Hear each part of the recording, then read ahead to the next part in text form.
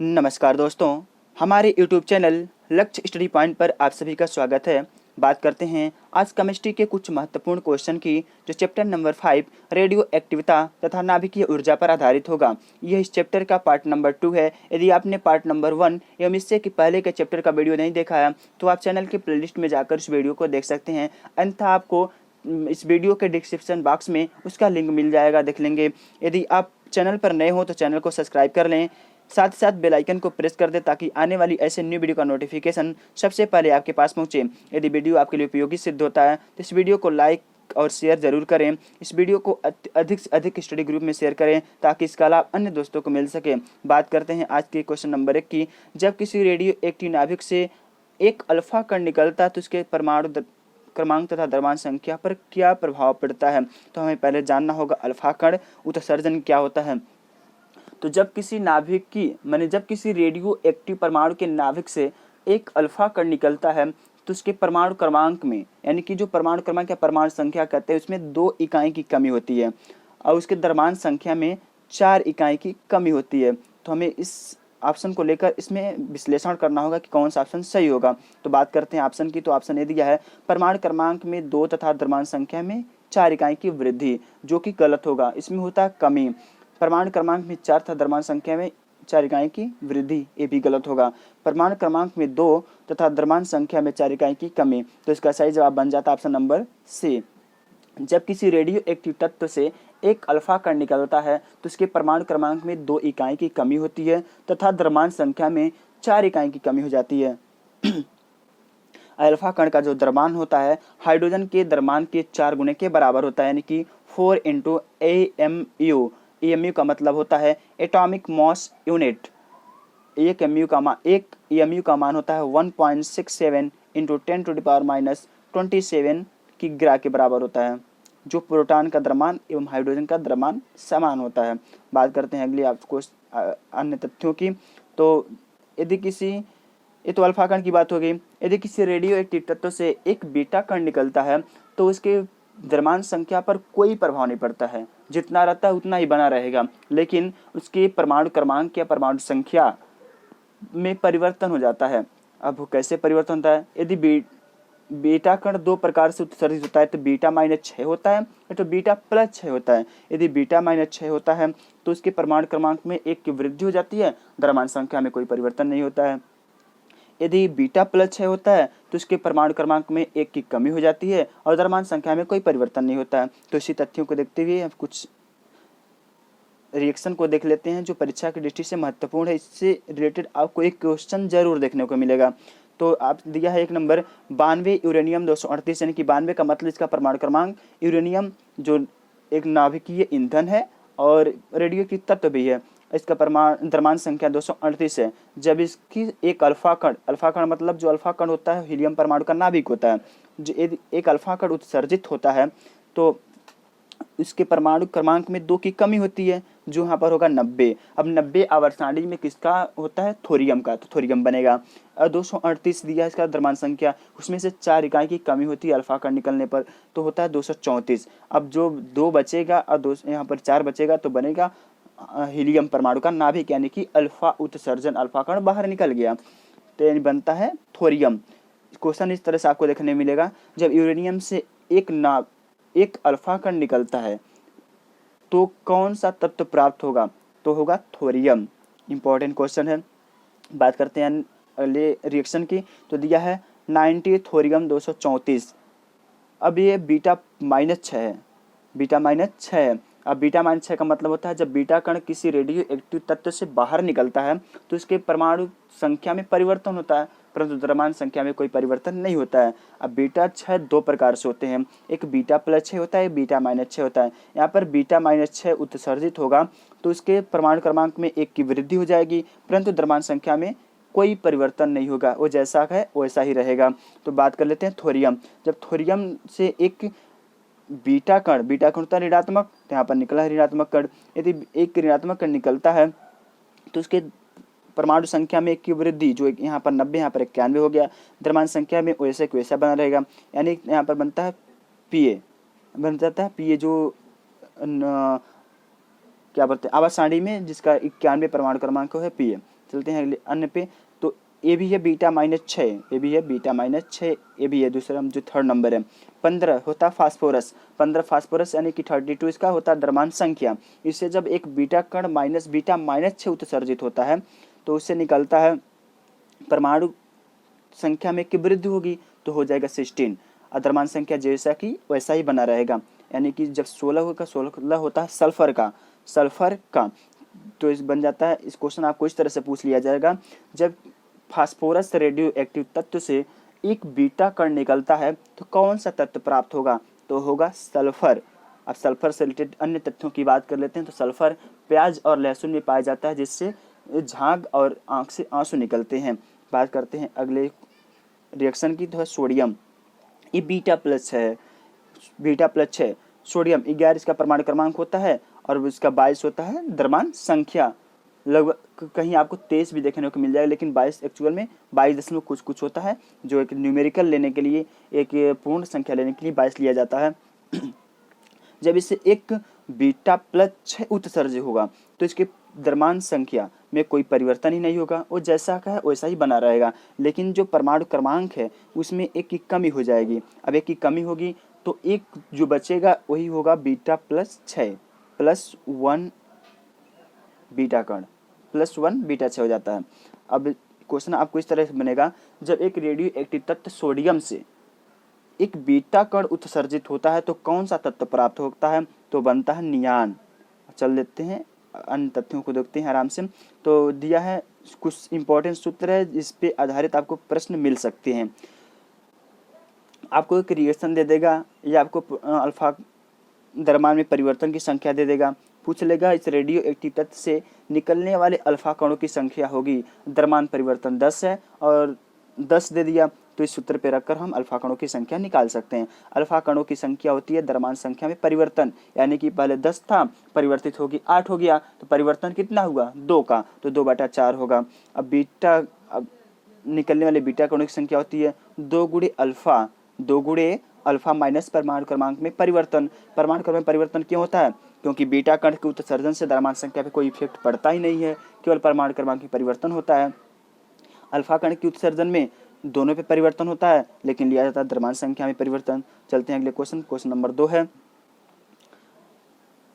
निम्न में से, यहाँ पर निम्न होगा, निम्न में से किस कण के उत्सर्जन से परमाणु क्रमांक तथा द्रव्यमान संख्या पर कोई प्रभाव नहीं पड़ता है, तो इसका सही जवाब होगा ऑप्शन नंबर सी, गामा कण के निकलने से रेडियो एक्टिव तत्व के द्रव्यमान संख्या तथा परमाणु क्रमांक दोनों पर कोई इफेक्ट नहीं पड़ता है, क्योंकि यह होता है उदासीन कण होता है। अब गामा किरण से कुछ अन्य तत्वों की बात करें तो इसकी चाल जो होती है अन्य दोनों की अपेक्षा अधिक होती है, जो लगभग प्रकाश की चाल के बराबर होती है, और गामा किरण की भेदने की क्षमता सर्वाधिक होती है, और जो इसकी गतिज ऊर्जा होती है वो भी सर्वाधिक होती है।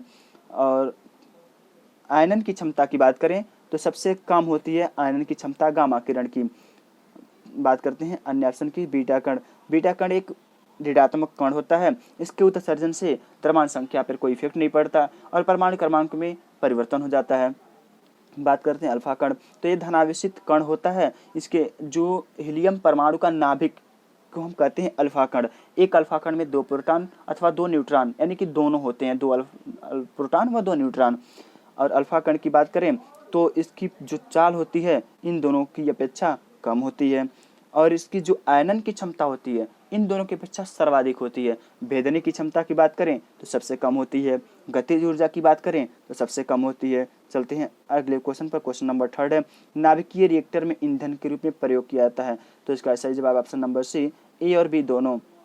यूरेनियम 235 और Pu 238 इन दोनों को ही नाभिकीय रिएक्टर यानी कि परमाणु भट्टी में ईंधन के रूप में प्रयोग किया जाता है।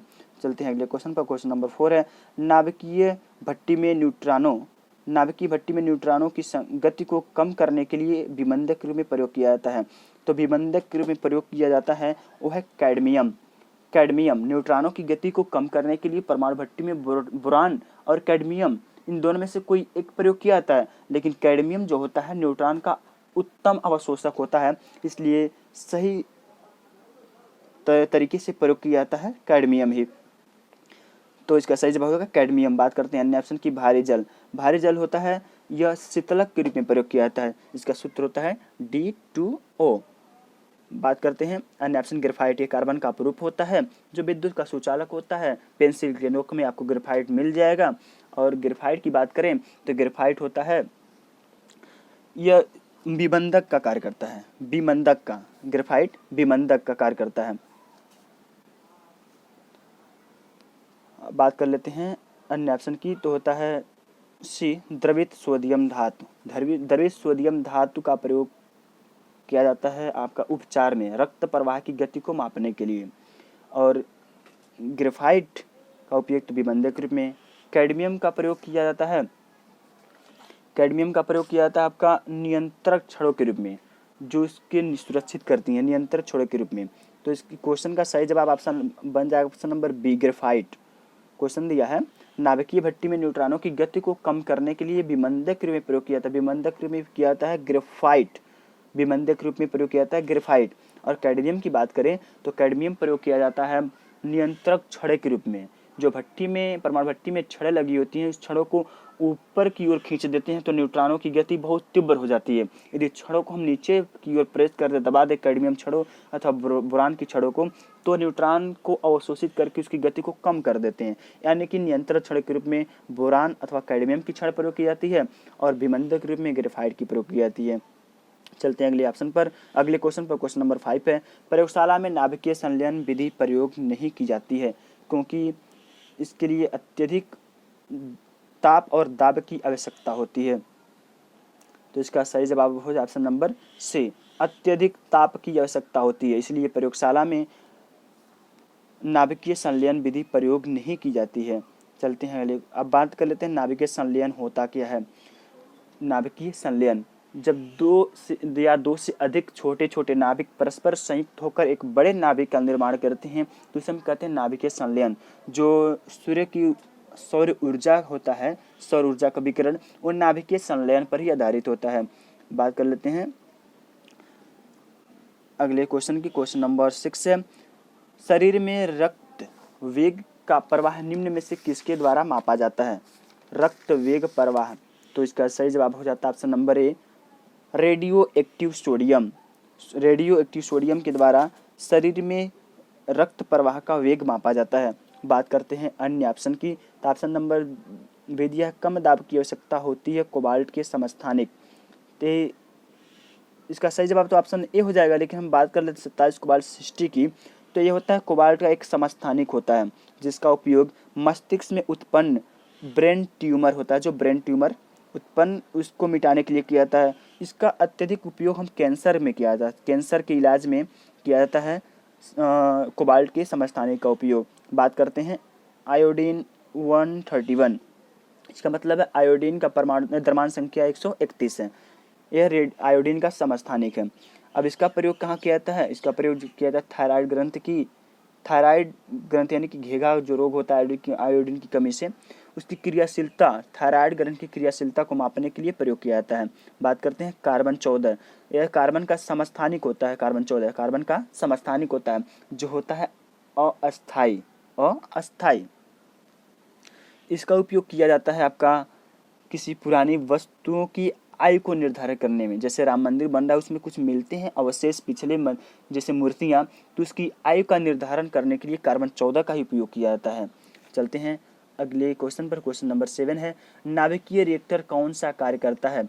तो इसका सही जवाब हो जाए ऑप्शन नंबर बी, नाभिकीय रिएक्टर नियंत्रित ढंग से नाभिकीय ऊर्जा का उत्पादन करता है।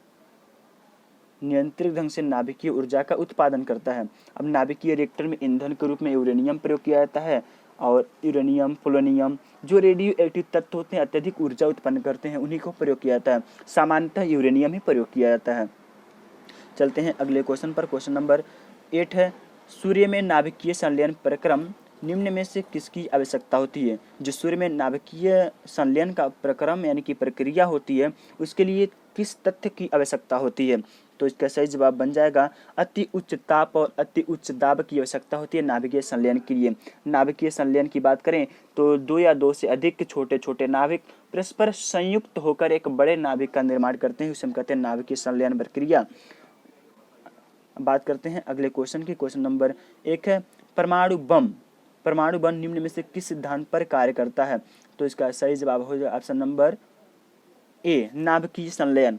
नाभिकीय संलयन पर कार्य करता है परमाणु बम, क्योंकि छोटे छोटे नाभिक परस्पर संयुक्त होकर एक बड़े नाभिक का निर्माण करते हैं जो परमाणु बम के आधार पर होता है नाभिकीय संलयन।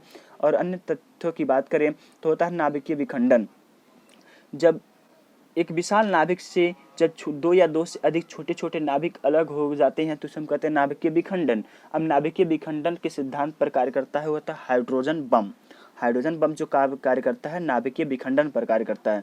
अब रेडियो एक्टिविटी की बात कर लेते हैं तो प्रकृति में कुछ ऐसे तत्व भी पाए जाते हैं जो स्वतः ही अपने अंदर से कुछ किरणें उत्सर्जित करते रहती हैं।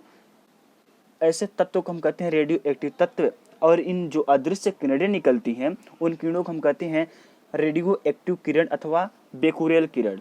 अब इस संपूर्ण घटना को कहते हैं हम रेडियो एक्टिविता अथवा रेडियो धर्मिता। चलते हैं अगले क्वेश्चन पर। क्वेश्चन नंबर 10 है जो इस पार्ट 2 का लास्ट क्वेश्चन है। सूर्य के प्रकाश की ऊर्जा पृथ्वी तक पहुंचती है तो पहुंचती है विकिरण द्वारा। सूर्य के प्रकाश की ऊर्जा पृथ्वी तक विकिरण के द्वारा पहुंचती है। और सूर्य के प्रकाश की बात करें तो प्रकाश की चाल होती है 10 × 10⁸ मीटर प्रति सेकंड के बराबर प्रकाश की चाल होती है। अब बात करते हैं अन्य तथ्यों की तो होता है चालन। यह चालन ठोसों में जो ऊष्मा का स्थानांतरण होता है वह ठोसों में जो स्थानांतरण होता है ठोस धातुओं में होता है चालन द्वारा।